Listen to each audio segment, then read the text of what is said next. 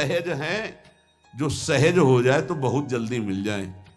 कहीं गाय चराने वाले को मिल जाते हैं, कहीं एकदम भोले भाले जिनको ज्ञान ही नहीं है उनको भी मिल जाते हैं। एक बहुत ही भोला नवयुवक था, अढ़िया नाम था उसका। अढ़ाई कहते हैं 2.5 किलो को। पहला आहार उसका 2.5 किलो का ही है, आगे आप श्रद्धा रखें तो और प्लस हो सकता है। लेकिन वो मतलब घर में माता पिता पधार गए तो उसे कोई 2.5 किलो आटे की कौन रोटी बना के दे। थोड़ा जब उसके अंदर चेतना जागृत हुई तो जब कहीं ठौर नहीं मिलती तो संतों का आश्रम मिलता है। एक आश्रम में गए, उन्होंने कहा हमको नौकरी में रख लो, कोई सेवा में रख लो, तुम्हारा नाम क्या है? बोले अढ़ैया। बोले कोई नाम है? बोले गांव के लोग कहते हैं क्योंकि 2.5 किलो हम पाते हैं। तो 2.5 किलो? बोले तौल के 2.5 किलो आटे का जब हम रोटी पाते तब हमारी बाल भोग होता है। आगे कोई श्रद्धा करे खीर पूड़ी, पर 2.5 किलो अन्न चाहिए। तो कहा यहाँ भंडारा है, तू रोज 2.5 किलो क्या 5 किलो पावे, क्या सेवा कर सकता है? उनका जो आप सेवा बताएंगे सिखाएंगे वो हम कर लेंगे। उनका तुम गाय चराया करो, गाय। नहीं भाई देखो, हमारा वैष्णव सिद्धांत है, तुम गाय चराने जा रहे हो, हम यहां से तुम्हें अमनिया दे दिया करेंगे, जंगल में तुम बनाओ और वही ठाकुर जी को भोग लगाओ और पाओ। बिना भोग लगाए पाने का विधान हमारे आश्रम से आपका नहीं बन सकता। बोले हमको तो कुछ आता नहीं भोग लगाना, क्या भोग लगाएं? उनका जब आप बना लीजिएगा, क्योंकि अब यहाँ 2.5 किलो तुम्हारे लिए अलग से बन करके जाए, तुम अपना बनाओ, जो जो चाहो भंडारी से कह दिया दे दिया करो, वहीं लकड़ी बीनो, वहीं बनाओ और गाय चराओ और ठाकुर को भोग लगा के पाओ। जितना मनावे आप पाओ। पहले दिन भोग मिला तो बाटी बना, गरीब आदमी था, घर से तिरस्कृत था, वो सब जानता था। बाटी ऐसे उपला बीन लिए, बाटी बनाए, 2-4 आलू का भरता बनाया, 2.5 किलो आटे की बाटी। उसने कहा गुरुदेव के ठाकुर आओ भोग लगाओ आके। बड़े बड़े ऋषि मुनि मंत्रों से आवाहन करते रहते हैं, सरकार पधारते नहीं, केवल भाव से भोग लगाते हुए इतने लीला बिहारी प्रभु आ गए श्री राम जी। अढ़ैया ने आंख खुरप लगी ऐसी तो आंख खोल के देखा, नवीन मेघ कांत अरविंदाक्ष सारंग धनुष धारण किए हुए सामने खड़े। कौन हो आप? मैं राम जी कहते हैं, आपने कहा गुरुदेव के ठाकुर आ, तो गुरुदेव तुम्हारे जो है उनके हम ठाकुर जी हैं। सही में आते हो तुम? बोले आए तो गए, हम पाएंगे। बड़ी खुशबू आ रही है आलू के भरता की, तुम्हारी बाटी बनी हुई। तो गुरुदेव ने कहा तो भोग लगा के पाना, मतलब आप पाते तो हैं? नहीं सुना है। बोले नहीं नहीं पाते हैं, पर सबका नहीं पाते हैं। आप जैसे भक्त जब पुकारते तो बिल्कुल कुछ नहीं जानता, इसीलिए हम कह रहे बड़े बड़े विद्वान और योगी जन रास्ता देखते रहते हैं। हरिवंश महाप्रभु ने इसीलिए लिखा है, मुनि मन ध्यान धरत नहीं पावत, करत विनोद संग बालक भट। ये विनोद करते हैं, प्रकट हो जाते हैं बड़े बड़े मुनियों के जो ध्यान में नहीं आते। काश तो आप हमको ऐसे ही रखोगे, क्योंकि आप आ गए तो आप भी। प्रभु ने कहा जब तुम 2.5 किलो पा सकते हो तो हम तो 2.5 मन भी पा सकते हैं। बोले हमको ये पता नहीं था कि गुरुदेव के ठाकुर इतने भूखे रहते, पर आप अलग पत्तल में ले लो, अपने पूरे पत्तल में तुम आपको पाने दें। बोले भोग थोड़े ऐसे लगाया जाता है कि तुम अपना रखो, तुम अपना रखो। और बोले आंख मूंद कर तुम बैठो, जैसे तुम्हारे गुरुजी भोग लगाते हैं तो आंख मूंद लेते हैं, अब हम पाएंगे तुम्हें। आंख मूंद लिया, चलो भाई पाओ, सोचा एक आध बाटी पा लेंगे, बीच बीच में खोल के देखता आ जाता, भगवान सब चाट गए। भगवान बड़े करत विनोद संग बालक भट, हरिवंश महाप्रभु कह रहे, करत विनोद संग बालक भट, मुनि मन ध्यान धरत नहीं पावत। आंख खोला, बोला आज हमको भूखे रखोगे? बोले जानते हो तुम्हारे गुरुजी ने क्यों भोग लगाने के लिए कहा? आज एकादशी है, तुम्हारे गुरुजी के यहाँ एकादशी रह जाती, इसीलिए तुमको अमनिया दिया, वहां बनाया नहीं, और तुम्हें रोज अमनिया देंगे। तुम रोज आओगे, हम बुलाएंगे तो? अब आप बुलाओगे रोज तो आएंगे नहीं, हम रोज रोज आएंगे। बोले तो ठीक है, अगली बार से। बोले गुरुजी आपके ठाकुर जी आए थे, हमारी सारी बाटी खा गए, 5 किलो आज से हम ले जाएंगे, 2.5 किलो आपके ठाकुर जी के लिए, 2.5 किलो अपने लिए। बहुत हंसी आएगी। वहां कुंतलों का सब भंडारी का देखो, पूछने की जरूरत नहीं, जितना कह दे दो। 5 किलो के हिसाब से आटा के अनुसार भरता बनाने के लिए आलू वगैरह से सुबह से गाय लेके निकल जाता, जंगल में छोड़ दी, उपला में ने आग लगाई, बनाया, वो गोले गोले रख करके, तो कोई समय तो लगता नहीं। आग पकी हो तो बहुत सुंदर बाटी बनती। बाटी बनाया, भुरता बना के, पत्तल बड़े बड़े जंगल के से, कहा गुरुदेव के ठाकुर पधारो। आँख खोल के देखा, साथ में सिया जी। उसने कहा ये कौन है? बोले हमारी अर्धांगिनी। तो कल क्यों नहीं बताया था आपने कि अर्धांगिनी भी है? ये भी पाती है? बोले हमारे जैसा है। जानकी जी बैठ गई, राम जी बैठ गए, बड़ा सकुच में, पर जानकी जी इतनी करुणा वात्सल्य बरस रही थी कि वो कुछ बोल नहीं पाया, बस देखा, ऐसे कहा पाओ गुरुदेव के ठाकुर। प्रभु आराम से, सिया जो खूब स्वाद बखान बखान करके पाए। वहां खोल कर देखता आज भी हम 2.5 किलो अपने लिए लाए थे, लेकिन दोनों पा गए।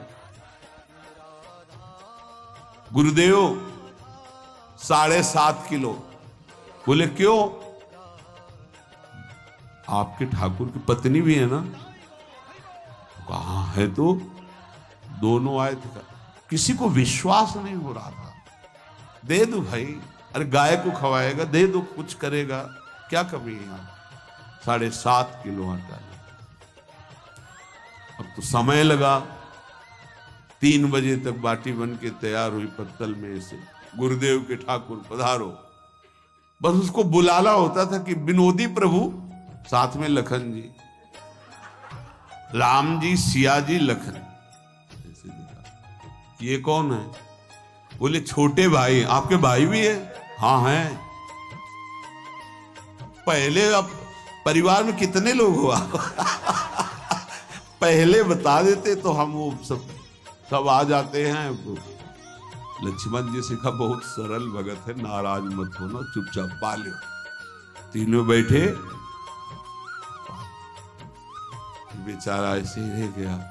जब वो चले गए तो पत्तलों में जो किनका रहता था, एक अद्भुत आनंद। अगले दिन गया, बोले गुरुजी 10 किलो आटा चाहिए। 10 किलो क्यों?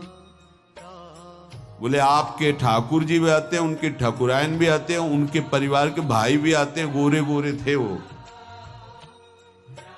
कैसे, इसको कैसे अनुभव हो सकता है? सिया राम लखन जी का बहुत हटकिया। 10 किलो आटा लिया, बनाया, 4 बज गए, रखा। मन में सोच रहा था आपकी संख्या ना बढ़ जाए। कहा गुरुदेव के ठाकुर पधारो। विशाल गदा, भयंकर स्वरूप हनुमान जी महाराज। आंख खोला तो 3 स्वरूप में प्रभु खड़े हुए थे, सिया राम लखन, हनुमान जी चरणों में। पूछा ये कौन है?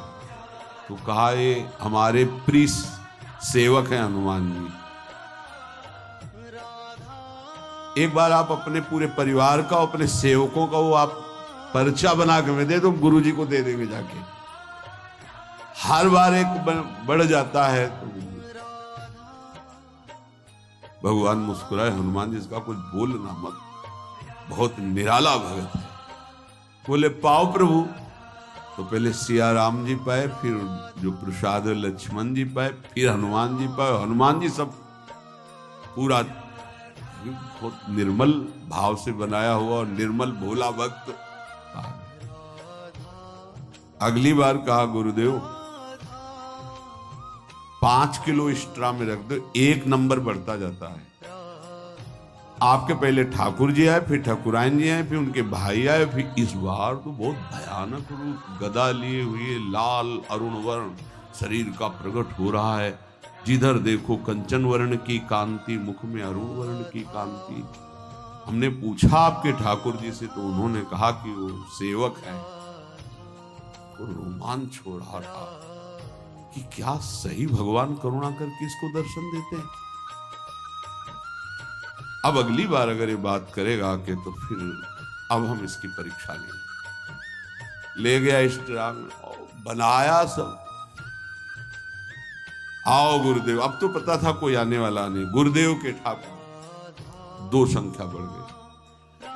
आँख खोल के देखा, कहा ये कौन है?